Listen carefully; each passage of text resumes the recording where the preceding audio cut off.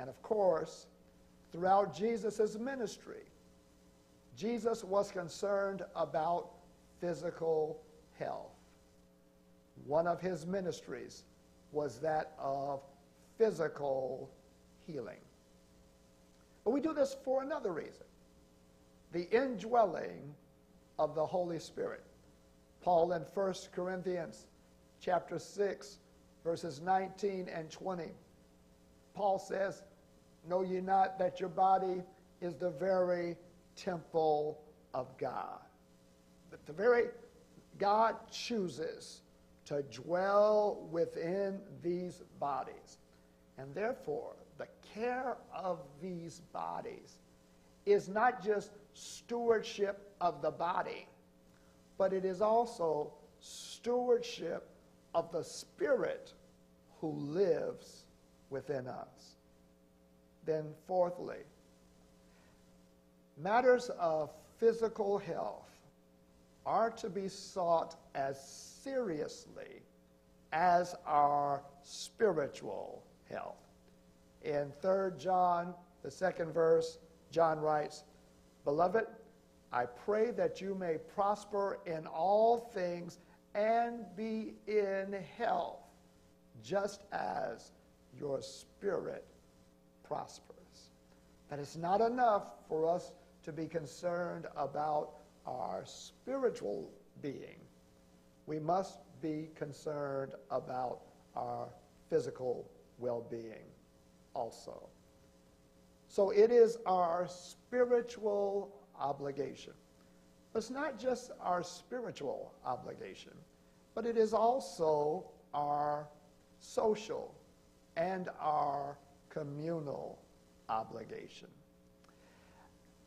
There was a study done in 2016 by Rizzo Mori and David Williams, reported in U.S. News and World Report.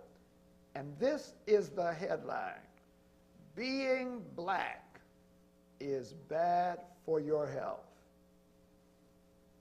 Now, that just needs to set in. A study on health, and particularly health disparities, came to the conclusion that being black is bad for your health.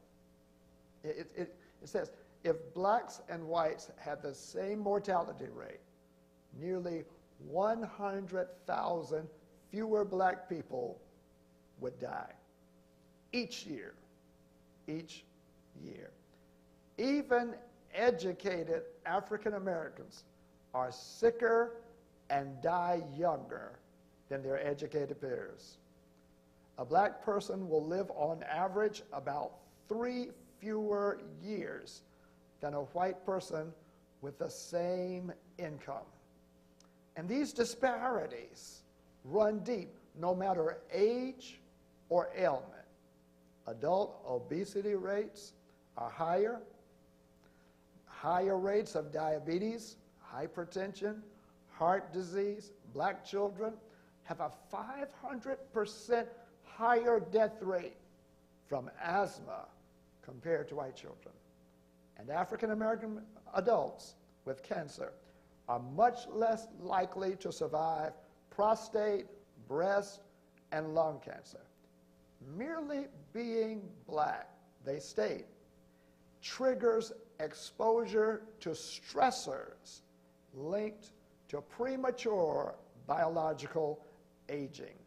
Scientists call this the weathering effect, or the result of cumulative stress. And so, when we realize these things, the church must lean in and address matters of health. It is our spiritual obligation, and it is our social and communal obligation.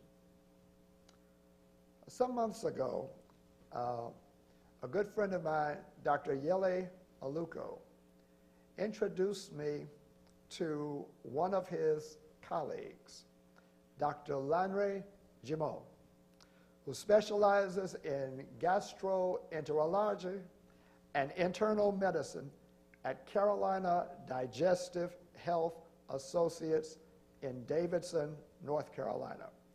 A graduate of Duke University School of Medicine, he is affiliated with both Atrium and Novant Health.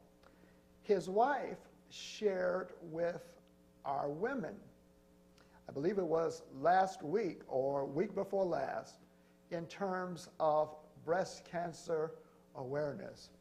And he began to share with me just some facts about what's going on as it relates to colon cancer in particular and our community. Now, this hit the national and even world consciousness in the person of Chadwick Boseman, which alerts us to the fact that neither youth nor celebrity can shield one from this, and therefore how much more important this is for us. Welcome, Dr. Gimot.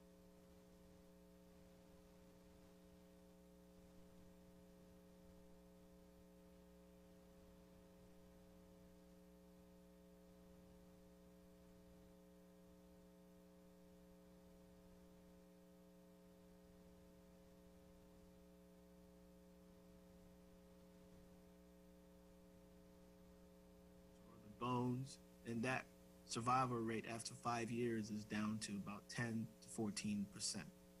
So you may be wondering, why are people getting this? What puts you at risk for this? Well, there are risk factors that can explain that. And there are two general types of risk factors. There are modifiable risk factors and non-modifiable risk factors. The risk factors that are modifiables are the ones that we can control to some extent, which is our diet. The data on that shows that people who eat less red meat have fewer occurrences of colon cancer. Now, that's not to say no more steak. It just says it increases the risk. Intestinal microbiome is another thing which is kind of hot. It's kind of a hot topic. And that is the idea that every single one of us have billions of bacteria that live in our gut. And that balance of bacteria is very important. Things can throw it off, like antibiotics, or if you're on a strict diet, that can throw it off. People often modulate this with probiotics. The efficacy of that is still questionable, but we can talk about that later. Screening is another risk, is another important factor here. People who go and get screened are generally less likely to get colon cancer. Socioeconomic factors is a big point. I think when Reverend was sharing his slides earlier, he talked about how that could also be a part of some of the discrepancies we're seeing in the African American community and the Caucasian community in terms of socioeconomic status and income and disparities in access to care. Smoking is another risk factor, which I think we should all know by now. It pretty much increases your risk for all types of cancers. Physical activity has also been shown to be a risk factor for colon cancer. People who are more sedentary have a higher risk and higher incidence of colon cancer, as are people who drink a lot of alcohol. Let's go to the risk factors that are somewhat out of our control. So the older we get, the more likely we develop polyps and also colon cancer. Being African American, as we discussed earlier, increases the risk for colon cancer. Your family history is important. You need to make sure you find out if grandma, grandpa, aunties, uncles, parents, if they had polyps, if they had cancer. You probably want to know that because it may affect when you start getting screened. And that also plays into genetics. So why are we having this talk? I think that if there's one thing we should remember here is that our community does very poorly when it comes to screening rates. Based on a national survey, Blacks have a lower rate of completion of screening compared to the general population. This is actually a little bit better in the more recent years. 55% versus 59% of us who are eligible for colon cancer screening are getting screened. Now, that percentage, 55%, is actually helped by our women. They actually get screened more than the men. When you separate the Black male population, that number gets as low as 42% in some studies. The national average is about 64%, which means that, 6 people out of 10 people who are age appropriate, who need to get screened, are currently being screened in America today. It's not terrible. North Carolina better at 72% than South Carolina at 69%. And that's just general population. That's not separating into races or sex. So we've talked about the fact that African Americans have the highest rates in any ethnic group for colon cancer, particularly higher than Hispanics, higher than whites, even higher than Native Americans. And the reason for the disparity varies. Some of it is based on screening, and the other, even when people get screened around the same level, we're still more likely to pass away from the disease, unfortunately.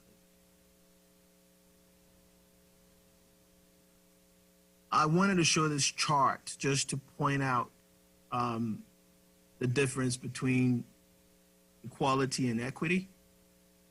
If you look at the number in red on the left side, 10.6, versus the number right above it, which is 5.5. So in 2009, the American College of Gastroenterology came out and said, for African Americans, the age to begin screening should be 45 and not 50.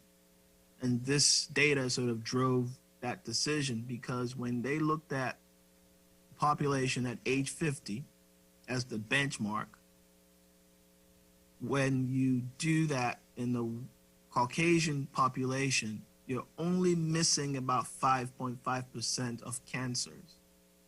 So you're catching a lot. You're catching 95%. At age 50 in African Americans, you're missing 10.6% of people who will get cancer if you put the cutoff at 50. If you bring it down to 45, that number goes down from 10 to 5%. So you're only missing 5% at age 45. So while starting at 50 for everybody sounds like it's equality, it's actually not equitable. So when you start African Americans at 45 and the Caucasians at 50, now that's equity. So we've always been telling our community and even our physicians to pay attention to that, so they don't, because a lot of doctors just send their patients, black or white, at 50 to get colonoscopies or to get screened for colon cancer. This data advises that for African Americans, 45 is actually the right age to start screening.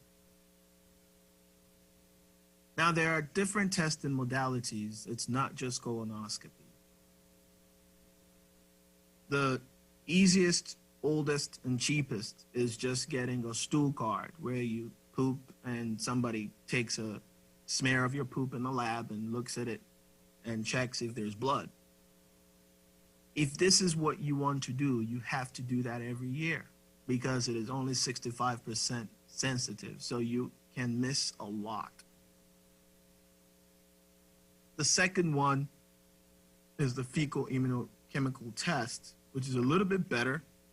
It's a little more expensive, but you also have to do it every year. And it's also a similar modality. It's just a stool sample. The other one I wanted to talk about is something you may have seen commercials for, Cologuard. If you look at the screen at the bottom right, you can see the cartoon with the box. That has been very popular recently. But this is the multi-targeted stool DNA test, and it is actually a really good test in the sense that it is 92% sensitive for colon cancer. But when it comes to advanced polyps, that number drops down to about 42%. Now, it is also less specific than some of the stool tests, which means that there are a lot of false positives. It is also quite expensive at almost $600, and it has to be repeated every 3 years. Now,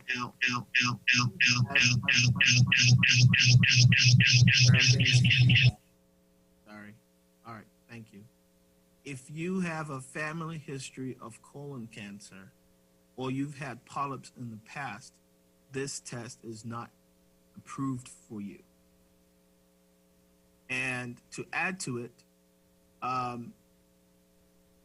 it is, because of its cost, if you have Medicare or any of the commercial insurance, they are obligated to pay 100% for your screening test. So if you choose to get this Cologuard, they will pay for it. If the Cologuard is positive and you need a colonoscopy, that colonoscopy is no longer considered a screening test. Now it's a diagnostic test. Now you're gonna be hit with a copay. So some people get upset about that, but that's just the way the laws are set up. But again, it's a very good test in the sense that it is very sensitive for cancer. It picks up 92%, but that means it still will miss 8% of cancer. But when it comes to polyps that are large and potentially dangerous, it's only about 42% sensitive. So it's really not very great when it comes to that. So I still believe a colonoscopy is gold standard. I make sure my family members get that as the screening tool, because not only does it detect, it also prevents cancer. Because if I find a polyp, I take it out right there and then, and that reduces your risk for cancer dramatically, because it's not, the polyps doesn't get a chance to grow to become cancer.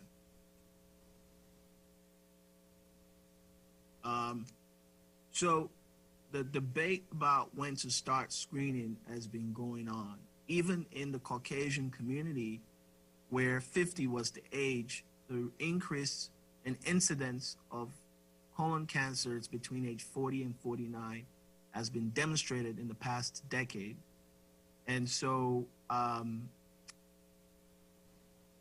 just last month, actually, 2 weeks ago, October 27th here, the USPSTF, which is the body that makes these recommendations on health screenings in America, they decided that the age for screening for everybody, not just black people, now for even Caucasians or any race, is now 45 years old.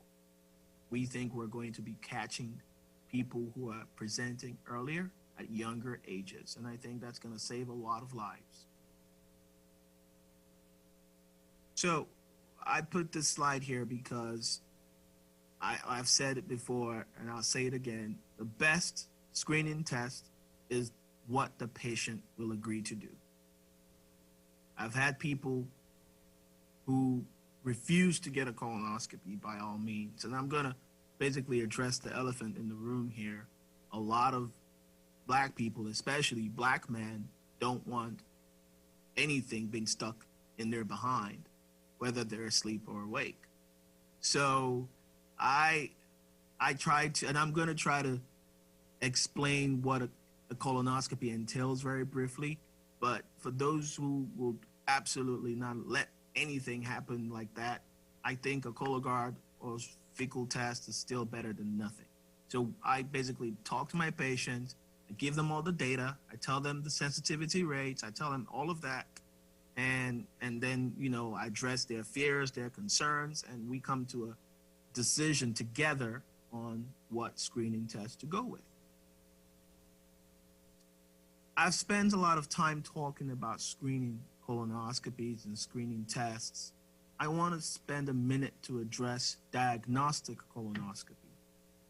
As the Reverend mentioned, recently I've been seeing a lot of younger people come to my clinic, younger people of color, brothers and sisters coming to me, especially after we lost Black Panther, Mr. Chadwick Boseman, people coming up, because he was actually diagnosed at age 39, battled the disease for 4 years, ultimately passed on at 43 after giving us masterpieces of movies in that period of time. What a hero, really. And people come and say, hey, I want to get a colonoscopy. I'm only 25 years old. Guidelines don't encourage screening colonoscopy at 35. But then when we start talking, they start telling me some of the symptoms they've noticed. Some of them say, I've had blood in my stool. Some of them have low blood count. Some people have chronic diarrhea.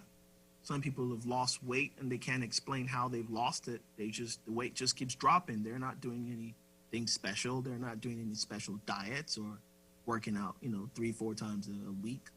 And some people just have chronic lower abdominal pain. Some people have chronic constipation.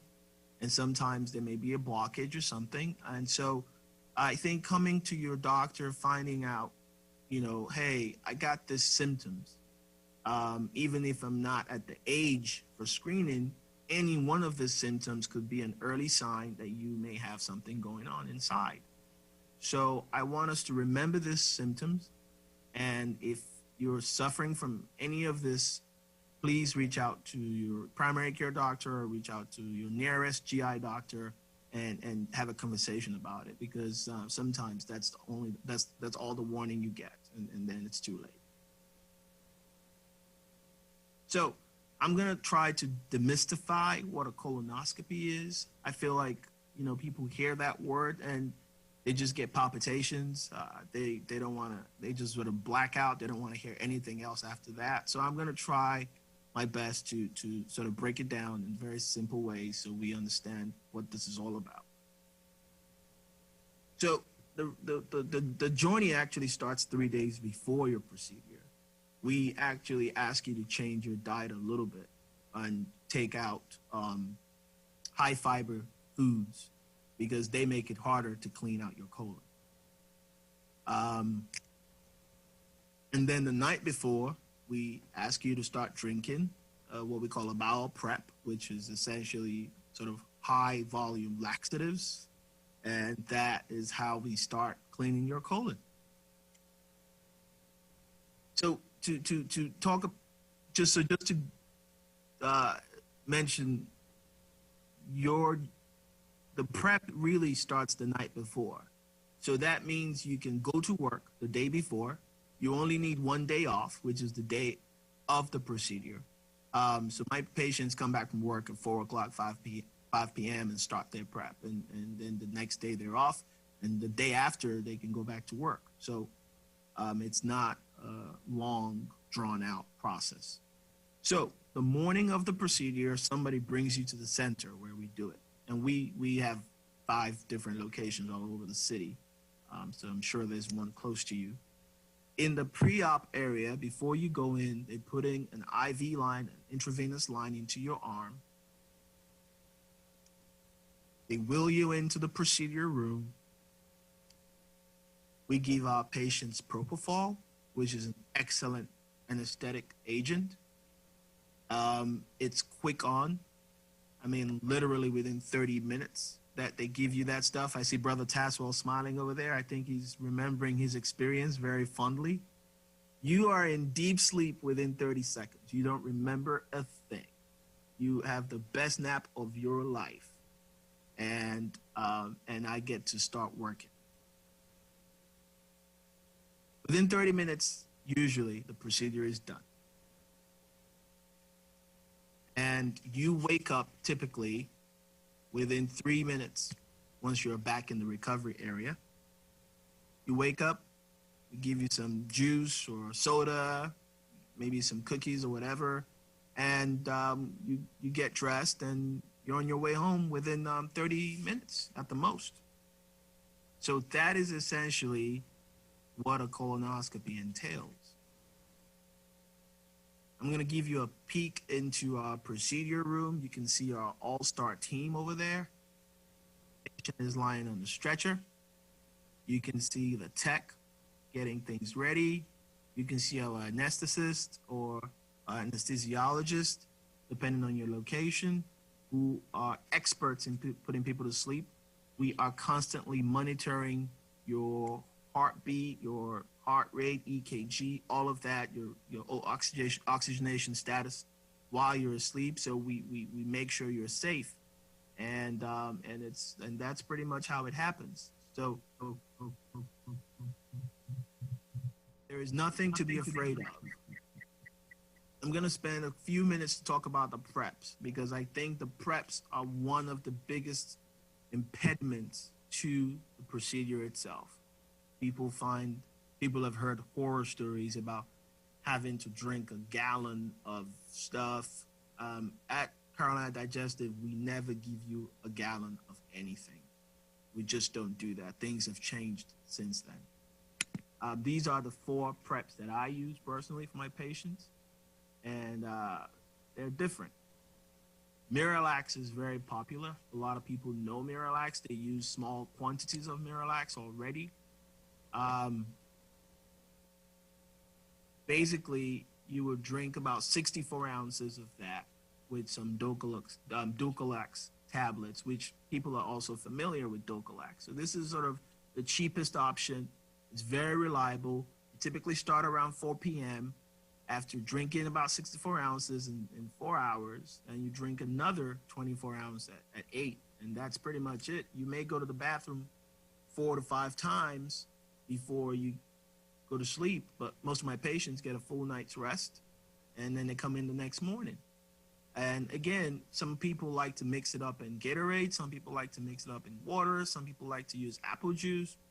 You know, choose whatever you like, as long as it's not red. Because if it's red, it makes it difficult for me to do my job because everything looks like blood. So Suprep is the other option, which is very popular. Less volume, but actually around the same, because if you total the Miralax quantity, it's about 88 ounces. So if you imagine a cup is about 8 to 10 ounces, so it's about 6 to 8 cups of liquid. Suprep is similar. You only have to drink about 177 ml, which is about half a can of Coke, and then you follow that with water at 5 p.m. And then you do that again at 9 p.m. and then you follow it with water. And so for people who just want to drink water, who like to drink water, Suprep actually, works very well in their favor because they're only drinking about a can of this prep material. The rest of it is just water. So it's a little bit more expensive, but it's also very, very effective.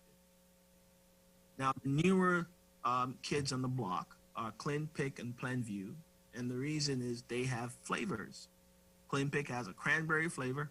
People really like it. Plenview has a mango flavor and a fruit punch flavor, but they cost a little bit more. So, there's a trade-off. This is typically what we look for. Okay, we try to get the polyps before they become cancer. If you're finding cancer, you got there a little bit too late. So we want to get them out before they grow to become cancer. And these are 2 different types of polyps. But if you can appreciate what's on the left, you can see it's so easy to miss it because it can hide in plain sight. And that's why you need to have a clean prep. And people are sometimes disappointed because I go in, and if the prep is not clean, I say, I'm sorry, I can't do this today. You'll have to come back. And people are very upset to hear that. But that's because, I want to make sure I didn't miss anything. So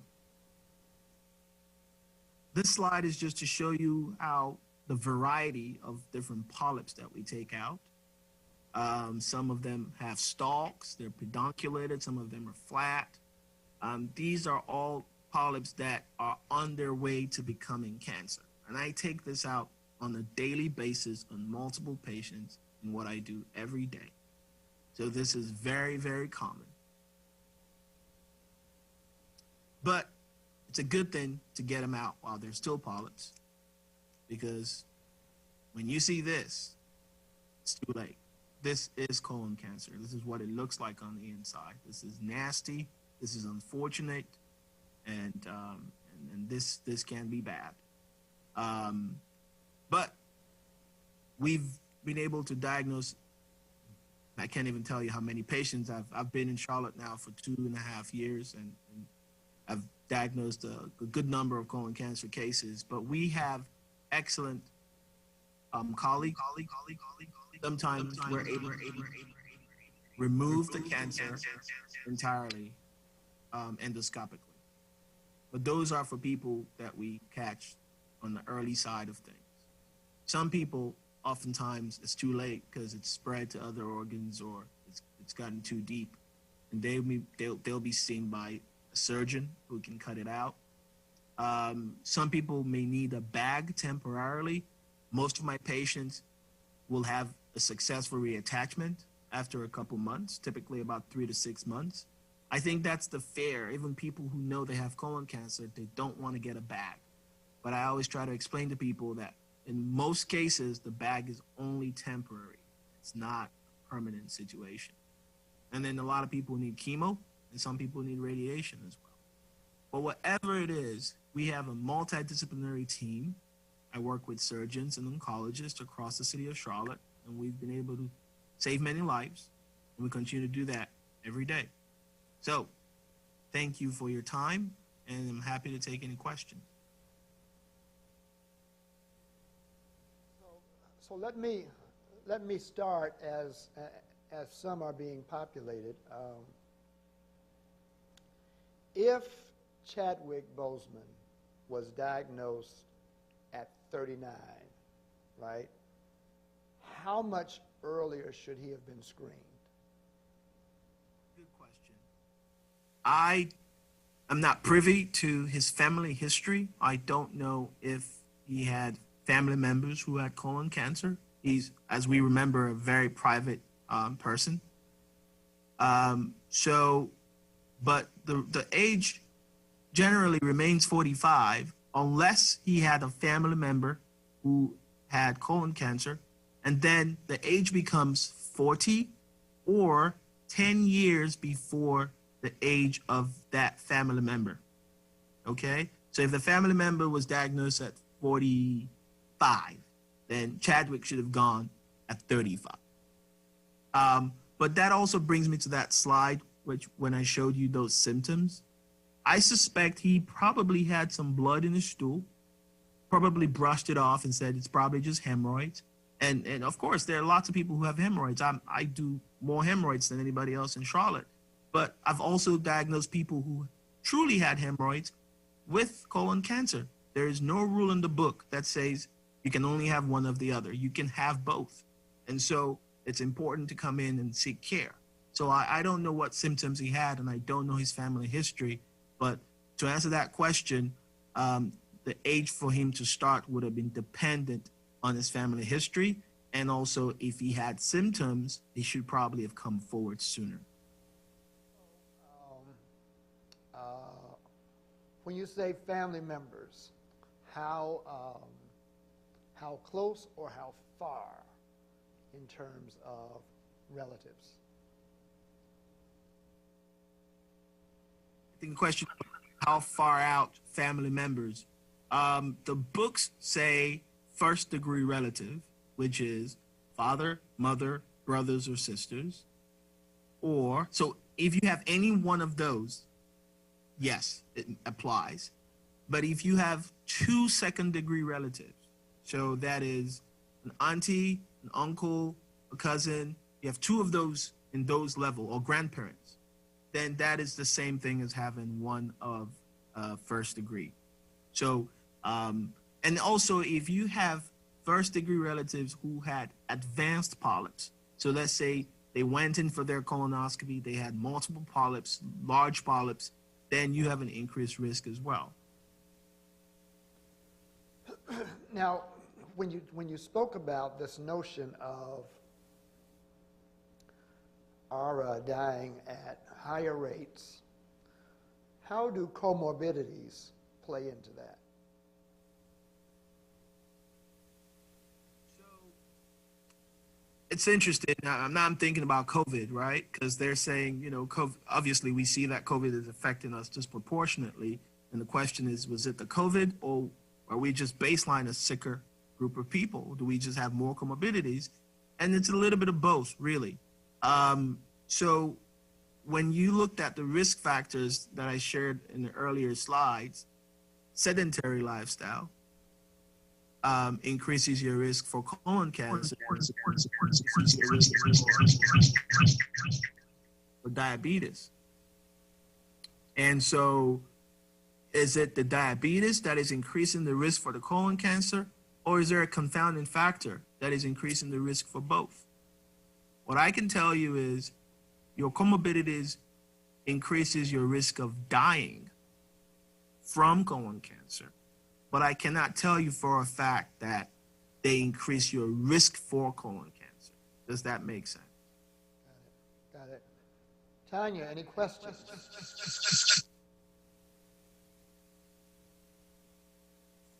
I have a few questions.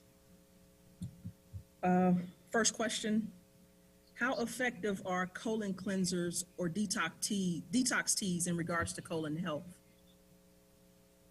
That's a good one. That's a good one. That's a very, very popular. It's a fad, I think. There's been no scientific journal or study that supports the use of colon cleansing, where you go in and they pump a bunch of water inside of you. I think people feel good. They like it. I think the Hollywood people really popularize that, but it's not scientifically backed. In terms of the teas and the cleansers, I think they actually make you feel better. I think a lot of people suffer from constipation. I don't think, I know a lot of people suffer from constipation. And the cleansers help keep it regular, and that is great for colon health. Constipation can be very, very damaging to the colon. It increases your risk for diverticulosis, which increases your risk for diverticulitis, increases your risk for hemorrhoids. And generally, when we don't poop, we don't feel well. So I think that those teas, if they're helping you go, so be it. But I wouldn't advise anybody to pay $200 for somebody to shove something with water inside of their colon. Just it wouldn't reduce your risk of colon cancer or polyp. That wouldn't do anything. Okay. I have a question, if I could, Tanya. This is James Walker. If you had some polyps removed, small polyps removed in the past, how often should you have another colonoscopy done within that time frame? Thank you very much, James. So when we take out polyps, we send them to the pathologist. They sort of slice them up, put them on the slide, look under the microscope, tell us how the polyp looks, how it's behaving. If it's hyperplastic polyp, which means that it's just extra skin, basically. That's a simple way to explain it. That's very benign. If that's all you have, then you just come back in 10 years like everybody else. If you have a family history, then it's 5 years. But if you don't, then you can those polyps are totally benign. But if you have an adenoma, those are precancerous polyps. And usually your doctor will tell you what type of polyp it was. If it's an adenoma, if it's less than 3 adenomas, 5 years is the recommendation to come back.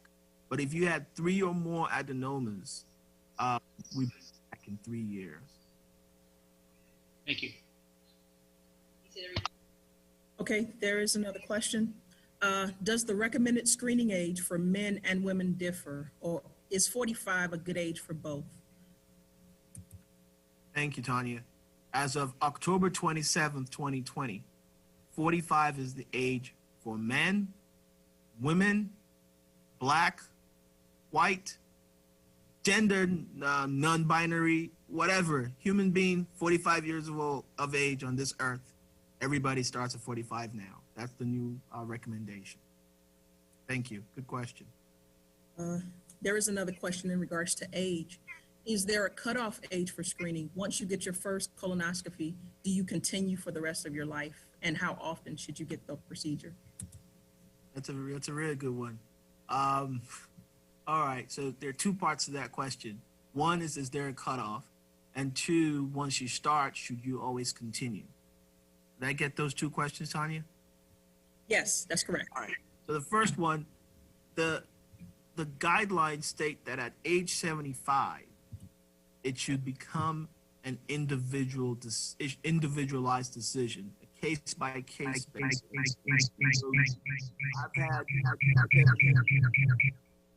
I've had 77-year-old people come to my office, and they want a colonoscopy, and I look at their medical history, and I ask questions about the quality of life.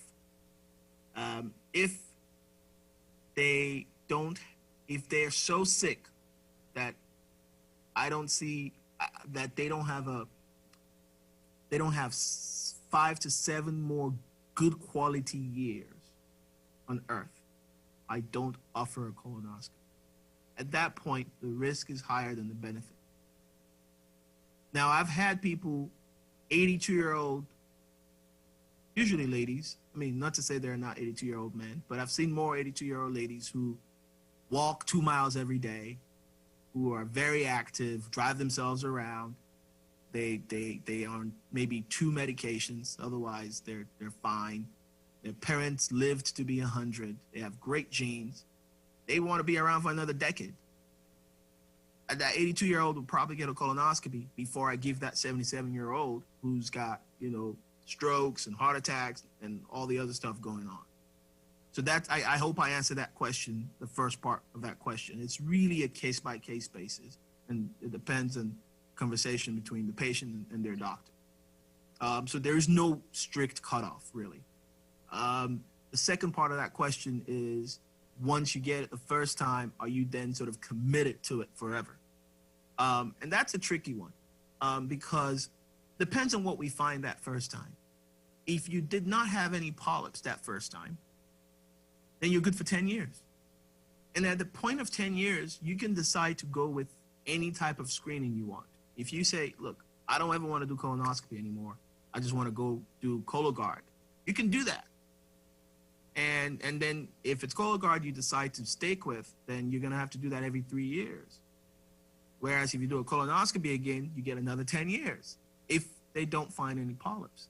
Now, if the first time around we found polyps, then the colonoscopy is the only thing for you at that point, because you don't qualify for Cologuard or stool test anymore, because those tests, as we showed earlier, they don't do very well in picking up polyps. They're great for cancer, but again, if you're finding cancer, you're a little bit too late. Okay. Next question. What are your thoughts on holistic treatments? Holistic treatment of what? I'm sorry. Says holistic treatments. It's a broad question. As far as preventative measures are concerned? Sure. So I am all for holistic treatment and holistic care. There's something to be said about alternative medicine for healthy people who are trying to prevent bad things from happening. Definitely, I am all for it. But when it comes to somebody who has been diagnosed with cancer, there's not a lot. How do I put it? At that point, we need to get you to some experts. We need to follow evidence-based medicine. There's not a lot of evidence when it comes to, treating cancer in the holistic literature, and I've searched. So that's how I feel about holistic. It's great for preventative, but at the point where people are diagnosed, you should see a specialist, a cancer doctor, a surgeon, a GI doctor. So that's my answer to that question. Okay. And if there is any type of cancer, any other type of cancer in your family line, does that also increase your likeliness for colon cancer? Wow, that's a good one. That's a good one. We've seen a lot of syndromes. There are lots of syndromes like Lynch syndrome, Gardner syndrome, where people get different organs with cancer. And so if that's the kind of family situation that somebody finds themselves, they should discuss with their doctors. There are some people where pancreatic cancer, colon cancer, and breast cancer sort of run together. But again, that's really not the most common. So for the purpose of our audience, I don't necessarily want to give you the impression that because you had somebody in the family had breast cancer, then you have an increased risk of colon cancer. That is not the case. But in families where there's syndrome of different cancers that run together in a syndrome where there's a genetic mutation, things like that, then they should ask about, Lynch syndrome, Gardner syndrome, polyposis. But really, for colon cancer, it's very specific to the organ. Brain cancer, lung cancer, breast cancer do not necessarily increase the risk for colon cancer. Okay. And what type of diet would you recommend as a preventative measure for colon cancer? High fiber diet, light on red meat. You shouldn't be having red meat every day. But most importantly, a high fiber diet. Make sure you're going regularly. You're not constipated. You're doing things with moderation.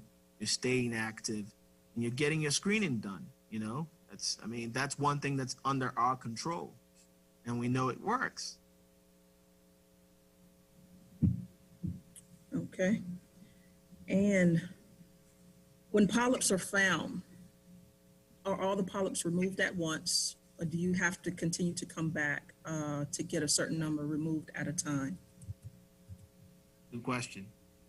So I had a patient that I took out 10 polyps this afternoon, and it's exhausting. I think most of us, in people who have more than 12 or 15, we may want to bring them back to get the rest of it. But that's a rare occurrence. Most people who even have preponderance of polyps may have 6, 7, maybe 8. In a month, I may find one person who has more than 10. I always do my best to take them all out, but sometimes you just can't get it all out and you have to bring them back.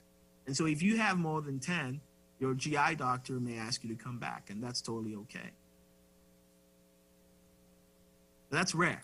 That's rare. That's like 1-2% of cases. Okay. In a male who's had eye cancer, how soon should they get the colon test?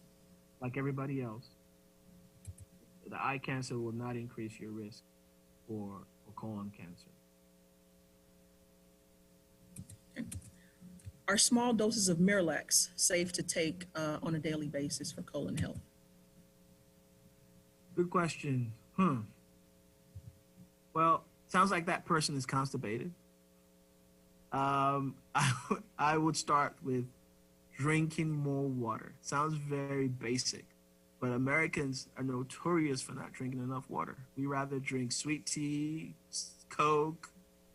No, water, 64 ounces of water. If you do that and you keep a high fiber diet, or you have some Benefiber, matter of fact, I tell my patients I prefer Benefiber over Miralax because Benefiber is more physiologic in the sense that it's just fiber and you don't absorb any of it. It stays in your gut and it moves things. And so whereas Miralax sort of forces your colon to do this, Benefiber just gets the liquid, draws the water into the colon, and just mixes the content and just moves it along very, very calmly. So I would tell that person, have you been drinking 64 ounces of water? Let's start from that, and then let's see if we can beef up your fiber intake. But if you have to do Miralax every day, so be it. I don't think it's dangerous. I just don't think it's physiologic. Okay. And do you recommend colon health probiotic?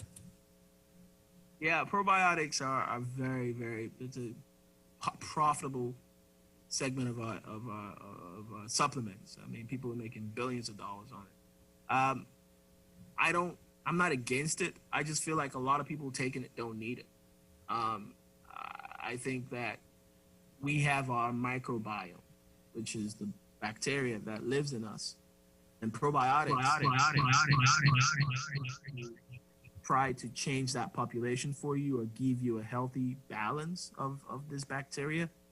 Most of us already have a healthy balance, but people still believe in them and they take them. My patients that find it very useful are those with IBS, irritable bowel syndrome. And for those patients, I'm all for it. But if you're a regular person and you want to poop more frequently, drink water, eat fiber. Don't buy a fancy probiotic. But if you have IBS and you have abdominal pain and other things, then we can talk about how probiotics are helpful. And not all probiotics are the same. Some are better than others. You have to know what you're looking for and talk to your doctor if you're going to be taking probiotics. But generally, they are harmless, but I don't want you to waste your money. That's my advice. Can gastroparesis cause colon cancer? No, it cannot. Okay. And if you have part of your intestines removed, how long do you have to wear the bag, a colostomy bag? Yeah. No, it depends on what part of your intestine they removed. It depends on how your body heals. It depends on the surgical plan with the surgeon. But in my experience, it's been 3 to 6 months for most of my patients. As long as they still have a rectum, we can reattach it. So the rare cases where we've not been able to reattach it are people who have rectal cancer or anal cancer. And so that exit point is probably being treated with radiation. So there is no way for anything to come out of there because it's been so, altered. But for people who just have colon cancer and other issues where they had bowel surgery, your healing time, the segment removed, will determine where you fall between that 3 to 6 month period. But that's the general range.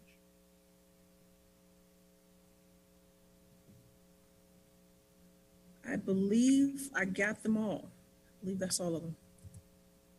Wonderful. Thank you so much, Tanya. Thank you, everybody, for your questions. I hope this was helpful. I hope people learned something. I certainly enjoyed my time with you all today, and hopefully I can come back again in the future and join you guys for fellowship. So you mentioned the notion of the different syndromes that connect one cancer to another in terms of the organs. What are those? You named some. They are rare, and I really wouldn't want people to sort of follow the rabbit hole on this because, again, we're talking 1 to 2 cases in 100,000 people. The most common one is the Lynch syndrome, where people have higher risk for colon cancer, stomach cancer, and endometrial cancer, and it's quite common amongst the different types of syndromes. But even that is generally not very common. It's the most popular. Let me correct myself. It's the most popular of the syndromes, but even that risk is like 1 to 2 in 100,000 people. So it's a very good chance nobody on this call has that syndrome in their family. But what you will find in such a syndrome is that you'll find Auntie May had stomach cancer, or Auntie, Susan had endometrial cancer. Oh, Uncle Joe had colon cancer.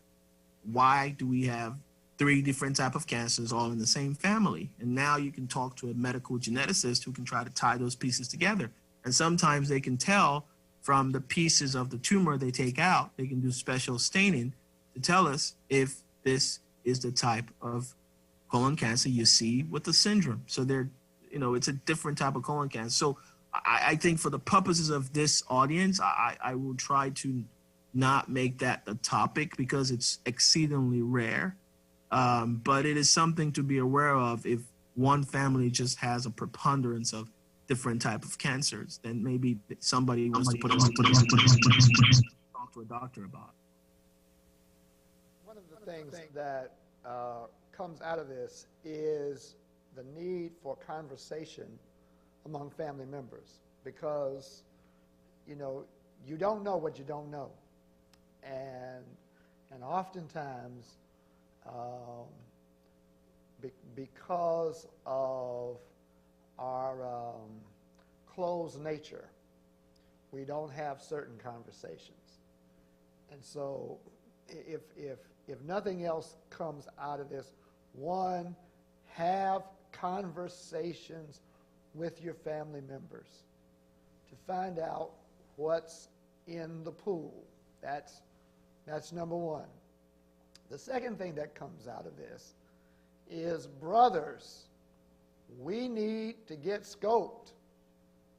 Put the pride aside. They'll put you asleep. And that propofol, man, shoot. I understand why Michael got hooked on that. When I came out, I was like, give me some more. That was the best sleep I've ever had in my entire life. You don't feel the thing. So brothers, we need to do what we need to do. And we need to get screened earlier. Now, Landry, if individuals want to follow up with you, what's the contact information? www.carolinadigestive.com, and you go under the physicians tabs and you can see my information there, and you can write on our website, fill a form, and that will be, we get that information and we call you back and we set up an appointment.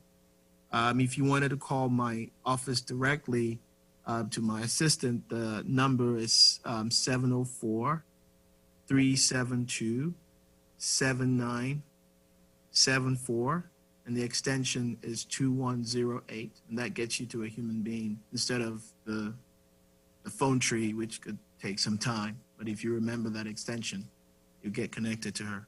But all of my partners are fantastic. We are in 8 locations across Charlotte, all the way from Concord to Monroe and everything in between. And we do procedures in 5 different endo centers. And we are also, as the Reverend said earlier, we cover Atrium hospitals and Novant hospitals. So we are wherever you are. We find you there. So a couple other things. If you have not gotten your flu shot, get your flu shot. If you have not gotten your shot for shingles, get those inoculations. Those are very, very important. Again, thanks to Dr. Landry Gimo, and thanks all. Listen, I have not had this amount of questions at any of my Bible studies. You have the record for the number of questions asked. Father, we do thank you for this time and for this information. We pray, God, that you will now empower us to act upon it in order that your preventive healing might be done. Watch over us tonight and wake us up tomorrow, where we'll see another day and we will give you glory and honor. In Jesus' name we pray. Amen. Have a good night.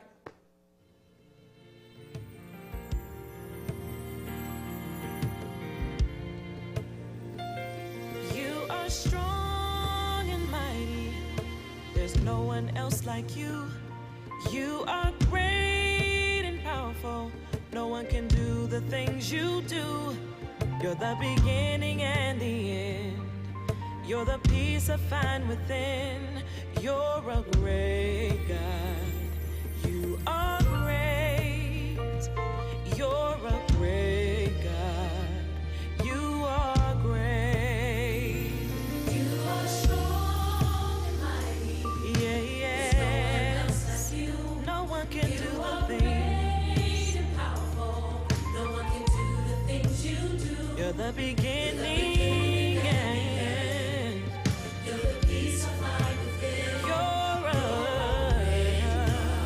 yes, you are. You're